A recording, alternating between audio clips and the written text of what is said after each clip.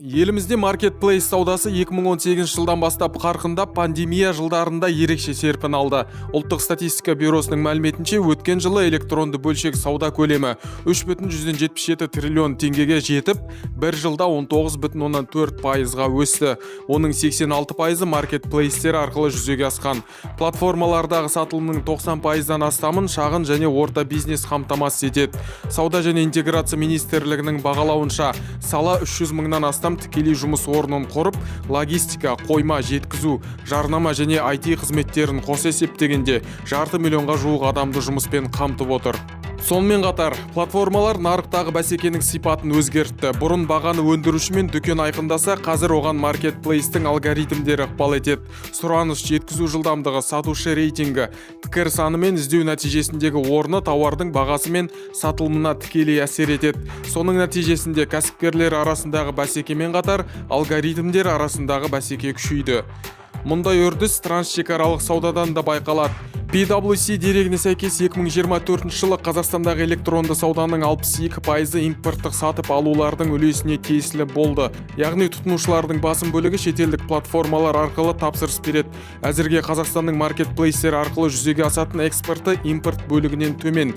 Импорттың басымдығы салықтық теңсіздік мәселесінде ушықтырды. Отандық кәсіпкерлер барлық міндетті салықты төлесе, ал шетелдік интернет платформалардың талаптарды толық орындауын бақылау әзірге қиын. Қазір Temu, Alibaba, Garmin, Twitch және басқа да 110-нан астам шетелдік интернет компания салық органдарына тіркелгенімен, олардың нақты төлемдерін бақылау оңай емес. Соның салдарынан отандық және шетелдік ойыншылардың салықтық жүктемесі бірдей болмай отыр.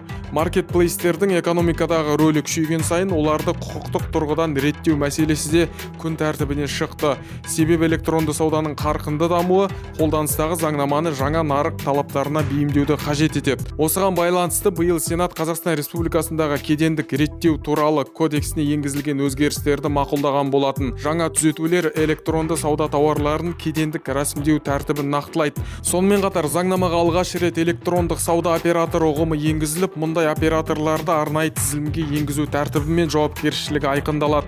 Бұдан бөлек электронды саудаға арналған кедендік декларацияның жаңа түрі енгізіледі. Алайда нарықтың барлық қатысушысына бірдей талап қою әзірге мүмкін емес. Ұлттық экономика бірінші вице-министрі Азамат Әмірен айтқандай, отандық және шетелдік маркетплейстердің жұмыс моделі бір-бірінен едәуір ерекшеленеді. Оның сөзінше, қазақстандық платформалар тауарды өздері импорттап, кедендік рәсімдеуден өткізгеннен кейін сатып алушыға өз атынан сатады. Соған қарамастан, сарапшылар заңнамадағы өзгерістерді мәселенің алғашқы қадамы ғана деп бағалайды. Олардың пікірінше, негізгі міндет электронды сауда нарығындағы барлық қатысушы үшін әділ бәсекелестік қалыптастыру.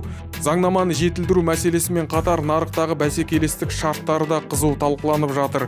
Электронды сауда көлемі ұлғайған сайын қазақстандық кәсіпкерлердің алаңдаушылығы артып келеді. Олардың пікірінше, бүгінде жергілікті және шетелдік сатушылар бірдей жағдайда жұмыс істеп отырған жоқ.